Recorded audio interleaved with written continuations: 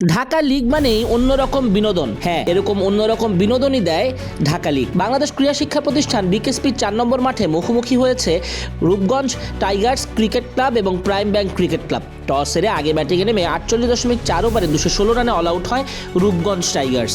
জবাবে ব্যাটিংয়ে নেমে দ্রুত 4 উইকেট হারায় প্রাইম ব্যাংক ক্রিকেট ক্লাব।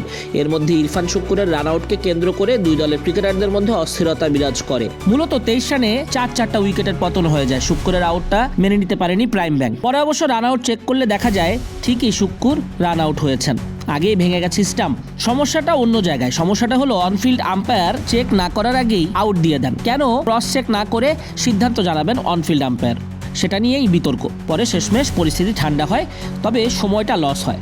ফলে ম্যাচটা বন্ধ থাকে বেশ খানিকক্ষণ।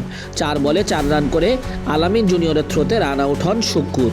আম্পায়ারিংয়ের মান উন্নতি করা সহ অনেক দাবি দেওয়া বেশ কিছুদিন ধরেই চলে আসছে। শুধু ফারুক কমিটির আমলেই নয়, আপন কমিটির আমলেও আম্পায়ার নিয়ে বিতর্কের সৃষ্টি হয়েছে। আম্পায়াররা অনেক সময় চাপের মুখে ভুলভাল সিদ্ধান্ত দিয়ে দেন। তবে এই বিষয়টা শিখিয়ে গেছেন সাকিব আল হাসান। আম্পায়ারের সিদ্ধান্তের বিপক্ষে কিভাবে প্রতিবাদ জানাতে হয় মাঠেই, সেটা জুনিয়র ক্রিকেটাররাও ফলো করছে। আর সেই কাজটাই করলেন ইরফান শুক্কুর।